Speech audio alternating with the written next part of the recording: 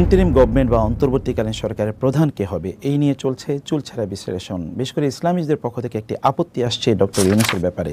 Doctor ইউনূসের ব্যাপারে ইসলামিস্টদের যে আপত্তি, সেই আপত্তির সাথে আমরা একমত যে তিনি সুদকে সামাজিকীকরণ করেছেন, বাংলাদেশের সর্বত্র তিনি ছড়িয়ে দিয়েছেন, এই বক্তব্য সত্য। কিন্তু তার পাশাপাশি ইসলামিস্টদেরকে যে কথা ভাবতে হবে তা হলো বর্তমানে বাংলাদেশ যে ক্রাইসিস ফেস করছে, পলিটিক্যাল ক্রাইসিস আছে, সিকিউরিটি ক্রাইসিস আছে, ইকোনমিক ক্রাইসিস আছে, স্ট্যাবিলিটি এর ক্রাইসিস আছে, এবং রয়েছে এখানকার ডেভেলপমেন্টের ক্রাইসিস, রয়েছে ইন্টারন্যাশনাল রিলেশনের ক্রাইসিস। এতগুলো ক্রাইসিস সমাধান করার মতো এবং প্রতিবেশী দেশের একটা বড় ধরনের এখানে নজর আছে, ছোবল আছে, থাবা আছে, এবং এখানে শকুনের তাদের যে নজরদারি এখানে আছে, এগুলো সব কিছুকে ট্যাকেল দেওয়ার মতো একজন ব্যক্তির নাম আপনাকে বলতে পারেন? ডক্টর ইউনূস ছাড়া, যিনি সবগুলো জিনিসকে এখন এই মুহূর্তে ট্যাকেল দিতে পারবেন। একবার চিন্তা করে দেখুন, একটা যুদ্ধ বিধ্বস্ত দেশের মতো একটি দেশের মধ্যে আমরা এখন আছি। এ দেশের জন্য ব্যাপক পরিমাণে ইন্টারন্যাশনাল সাপোর্ট লাগবে। এই সাপোর্ট নেওয়ার মতো বাংলাদেশে একমাত্র ব্যক্তি কি ডক্টর ইউনূসের বাইরে আর কেউ আছে? এবং দ্বিতীয়ত একবার চিন্তা করে দেখুন তো, যে আমাদের প্রতিবেশী রাষ্ট্রের আমাদের উপর যে ছোবল আছে, এর বিরুদ্ধে দাঁড়ানোর মতো একটা ব্যক্তি গোটা পৃথিবীকে একত্রিত করতে পারে, তিনি ডক্টর ইউনূস। এবং তার পাশাপাশি গোটা বাংলাদেশ উন্নয়নের ক্ষেত্রে, ইকোনমিক্যাল ডেভেলপমেন্টের ক্ষেত্রে তিনি সুদী কাজ করেছেন বটে, সে কথা সত্য, কিন্তু এই জায়গায় তার যে এক্সপার্টিজ আছে, এত হিউজ এক্সপার্টিজ গোটা দেশকে ডেভেলপ করার জন্যে, এবং এর বাইরে বাংলাদেশের বাইরেও গোটা পৃথিবীতে গ্রামীণের যেই ব্যাংকের তাদের যেই সমৃদ্ধি এবং তাদের যে সুনাম রয়েছে, এবং এখানে তাদের যে এক্সপার্টিজ রয়েছে, এরকম একটা লোককে আমাদের কাছে আছে বলুন? এমন কোনো লোক আছে? বরং আমি যেটি বলবো যে ইসলামীদেরকে এগিয়ে আসা দরকার। রাসূলুল্লাহ সাল্লাল্লাহু আলাইহি ওয়াসাল্লাম কি বলেন নাই, খেয়ারুকুম ফিল জাহিলিয়াতি খেয়ারুকুম ফিল ইসলামি ইজা ফাকিহু? জাহিলি যেগুলো লোকেরা, তারাও যদি ইসলামে আসে তাহলেও তারা সেরা হতে পারে।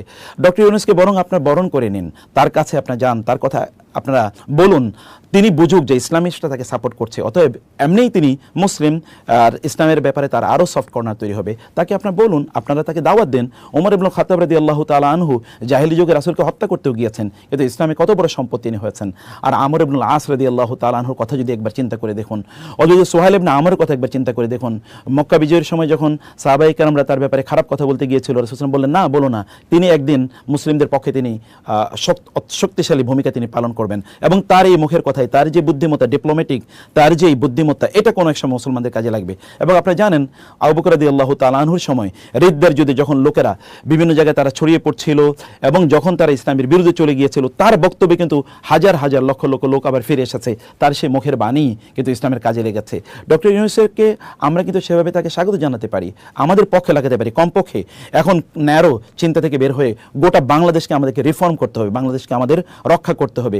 এই রক্ষা করার ক্ষেত্রে ডক্টর ইউনূসের বিকল্প আমাদের কাছে আপাতত নাই। সেই কারণে আমরা বলবো যে আমাদের বর্তমান কনটেক্সটটাকে আমাদের ভালো করে বোঝা দরকার। আমাদের সিকিউরিটির ইস্যুটি প্রচণ্ড গুরুত্বপূর্ণ, এটা বোঝা দরকার।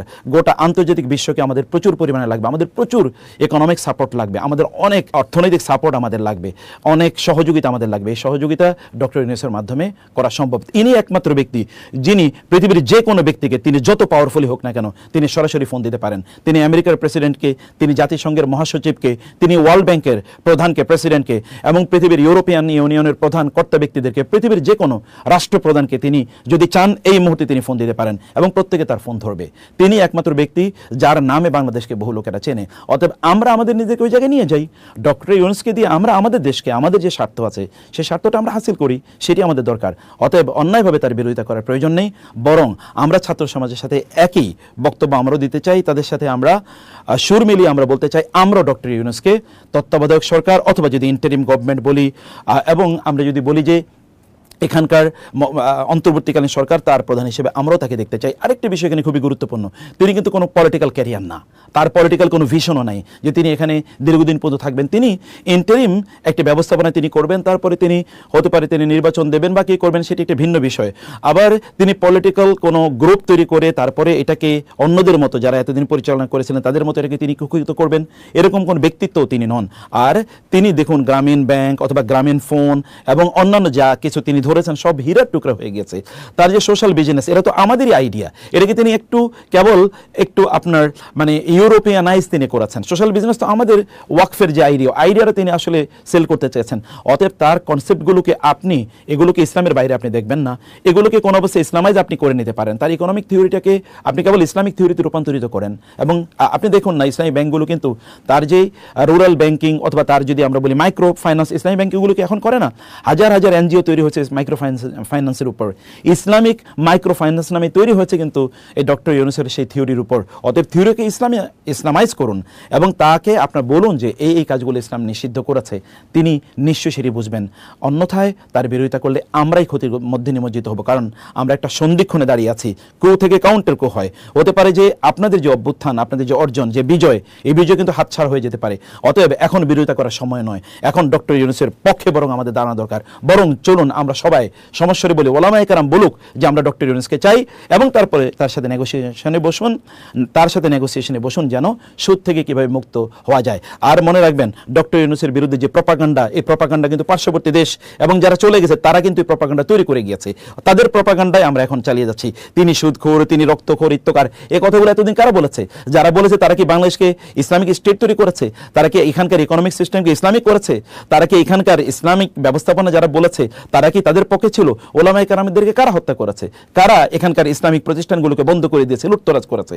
কারা ইসলামের নামে কোনো জিনিসকে ইসলামিক কোনো পর্যন্ত আমরা প্রতিষ্ঠান করতে পারি নাই? আমরা ইসলাম ইউনিভার্সিটিগুলোতে ইসলামিক স্টাডিজ ডিপার্টমেন্ট আমরা খুলতে পারি না, কাদের কারণে?